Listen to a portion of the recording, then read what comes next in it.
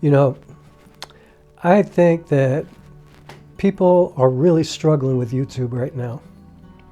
I've noticed a few things over the last couple of days that made me realize that.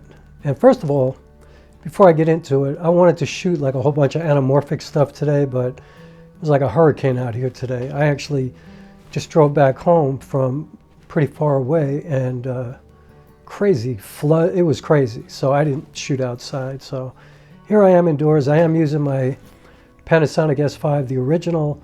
I'm shooting with a Sirui 35mm f1.8 APS-C anamorphic lens.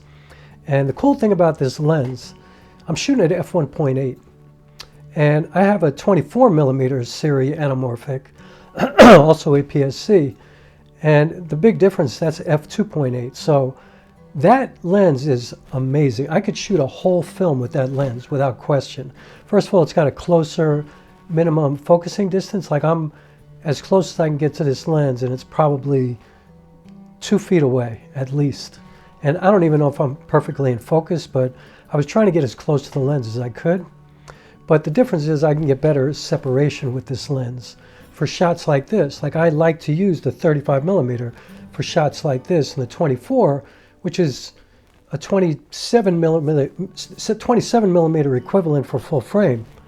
The 24mm is.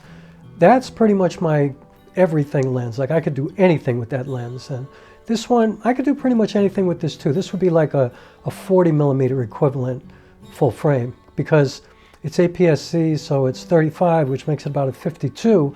And then you have to divide by the squeeze factor, which is 1.33. So anyway, that's what I'm shooting with. And who cares, for whoever cares about that. First of all, I watched a video yesterday which really inspired me.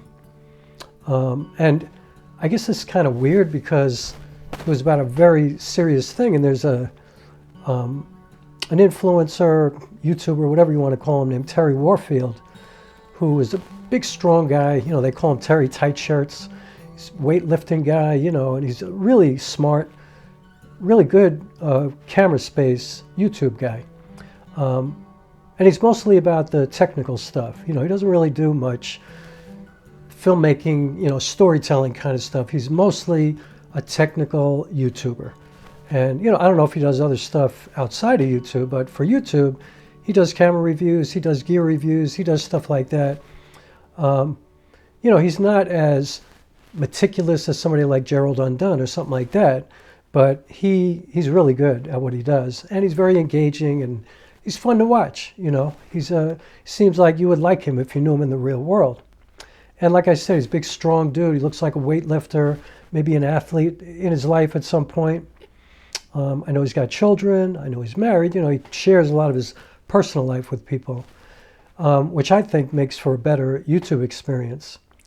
And put up a video yesterday and let everybody know that he was in Malta for some kind of an event.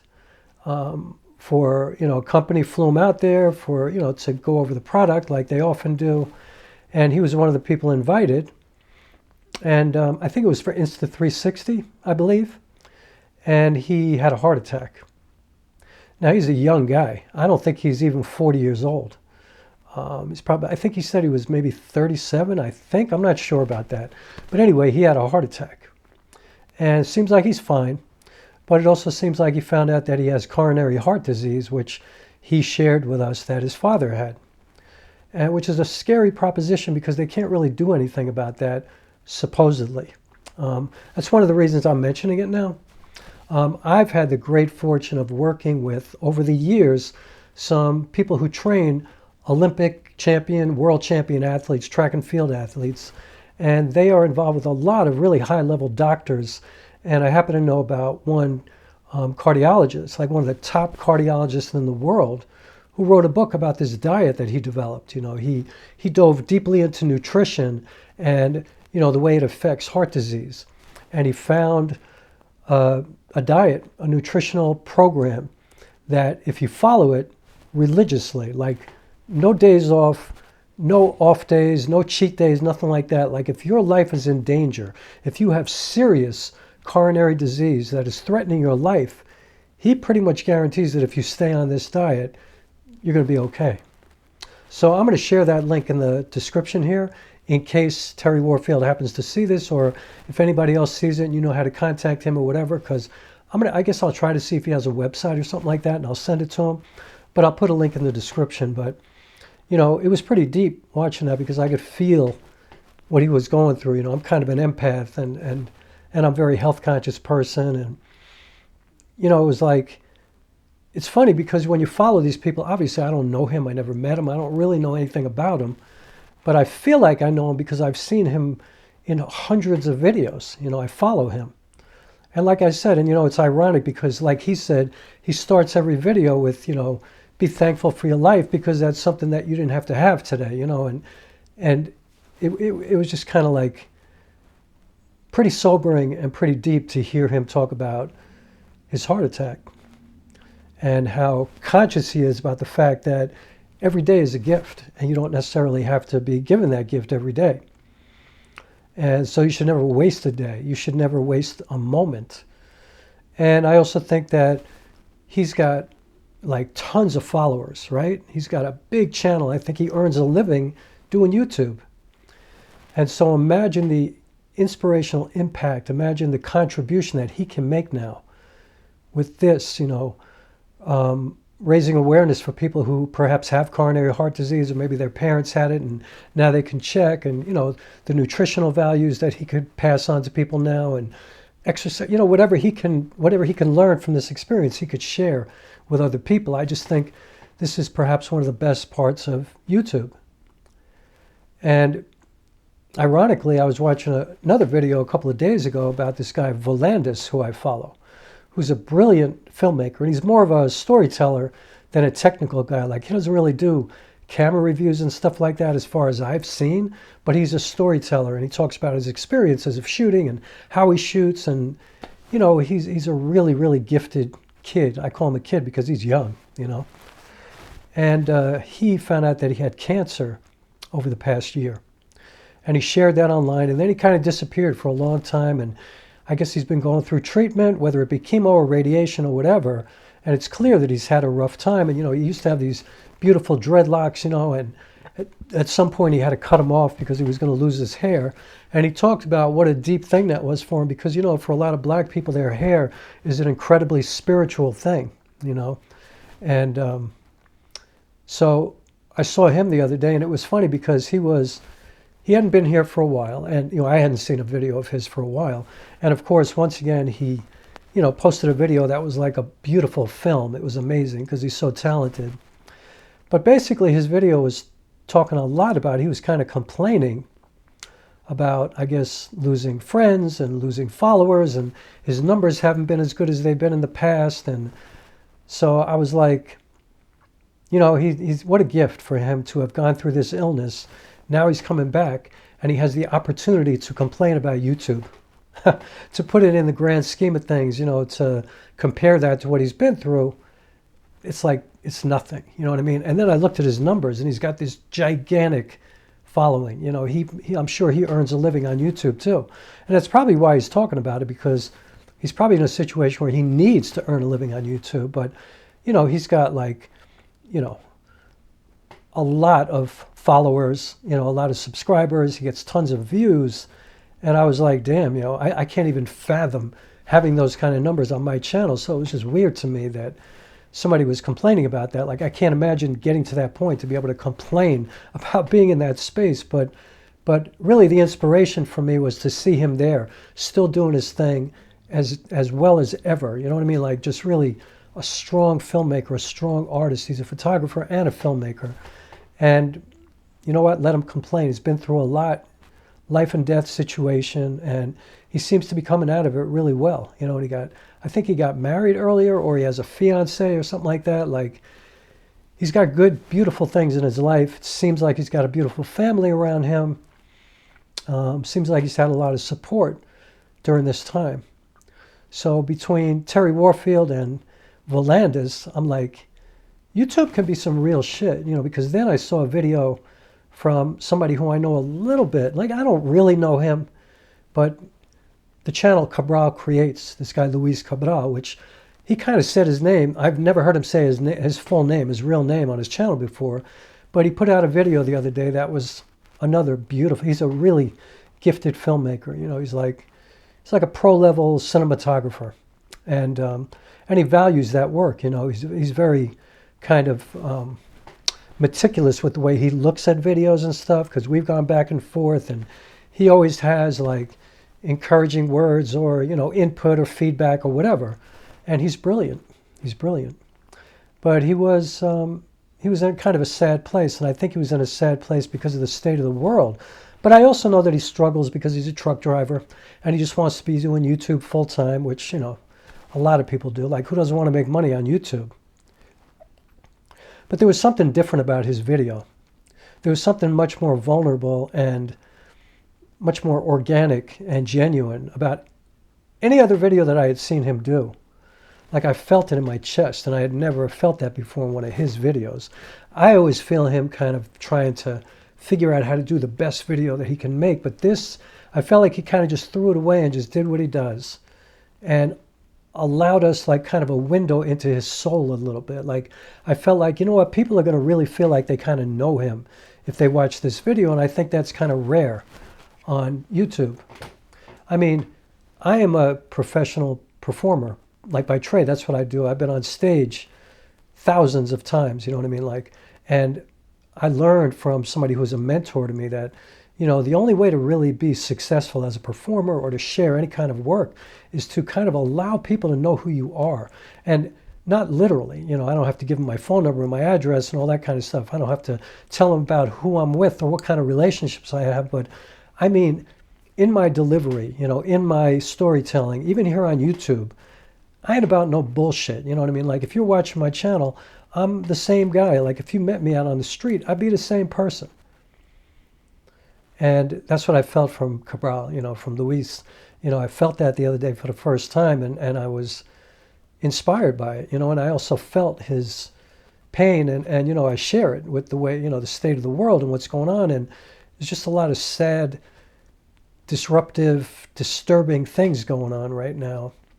And we're in a very dangerous time in this country and in the world, as a matter of fact. And that's maybe even the more important way to put it, in the world.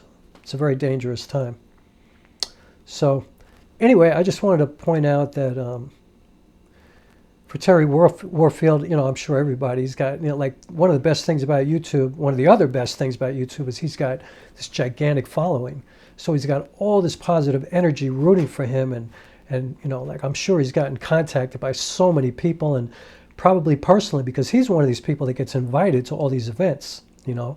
So he probably has personal contact with people who probably asked him if he needs anything, just let me know, stuff like that. And it's just so important to have that kind of support, not only tangibly, but spiritually, you know, to know that people are praying for you, they're hoping for you, they're wishing for the best in a very real way. He has that, you know, and I think Volandis probably has that too. I'm quite sure. I remember when he first did the video where he said, I have cancer. I felt like I got hit in the gut, you know what I mean? I don't even know him. I don't know anything about him. But I feel like I know something about him because of the fact that I watch so many of his videos. I see his face. I hear him speak. He shares his stories. I know a lot about his love for Detroit, his culture, his community. You know, he's very local in his delivery. You know what I mean? He talks about where he grew up and how he grew up, and he's unapologetic about it, and it's beautiful. It's really beautiful art. You know, he's taking difficult kind of things that a lot of people can't deal with, and he's turning those things into beautiful art, and you can't look away. He might be talking about guns in his community, violence, stuff like that. A lot of people don't want to talk about that, you know, especially people who are not familiar with that kind of life, you know. But people need to know about that. It's like when you see these commercials every once in a while from these parents whose children were killed at Sandy Hook, you know, in that school, those elementary school kids. Like, ain't nobody want to see that. Nobody wants to watch those, but you have to watch them, you know, because we have to know what's going on with other people around us, because that builds our empathy and that brings us together as a community. And even if you can't do something, you know, like physically for somebody, you can hope for the best, you know. And I think when you have that kind of empathy, it makes you a better person. And then when you can do something for somebody, when there is somebody who you know or who you're connected to in your community or something like that, you might be more apt to reach out to help them. It just makes you a better human being. So anyway, I'm going to cut this short. I'm going to, leave this link in the description for Terry Warfield. I am going to try to get in contact with him. I don't know how I'm going to do that. And he might ignore it anyway because he doesn't know who the fuck I am, you know what I mean? But, and to Volandis, I'm pulling for him every day, you know what I mean? Like, it can happen to any of us. It can happen to anybody. Tomorrow is not promised to anyone. And that's the other thing, that's the other reason I think that it's so important to document your life, I got a text this morning from somebody who I'm close to, a good friend of mine, and she did a podcast, and this woman is an incredible, inspiring superwoman.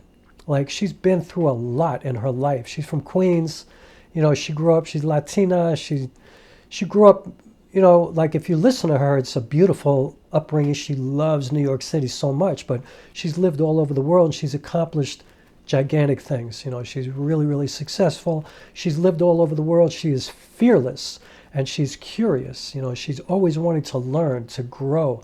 She's such a generous, beautiful spirit, an amazing person, and she's very shy in a lot of ways. And she's been like, she's run these big companies. She's a consultant. She puts businesses together. She helps people with marketing their businesses. She's worked with, law enforcement. And she's a woman. So it's 100 times harder for her to be trusted by men in powerful positions who are entrusting their businesses with her, their growth with her, she's very close to her family. She's got a beautiful family. She was a young mother, a young single mother. She just did everything so well, and whatever mistakes she might have made in her life, which I don't even know about, but I guarantee you she learned from them because she is brilliant. And so she did this podcast. She sent me a link to it this morning, and I listened to it, and I learned so much more about her than I even knew already, and I know her for a long time. But what I was really proud of and what I was really inspired by was the fact that she did it, that she documented her life, that she put it there, and it's going to live for as long as technology exists, and other people can hear it, and other people can be inspired by it, and it should be documented. It shouldn't just go away, like everything in life is so fleeting, everything. And so the fact that we can be filmmakers, we can be musicians, we can be spoken word artists, we can be actors, we could be anything, and we can use cameras and we could use audio recorders. We can document what we do. That's one of the problems that I have with theater, and theater is like my whole life. But it's the most disposable art form because I get on stage and we have this beautiful shared experience with myself and the audience, but then it's gone.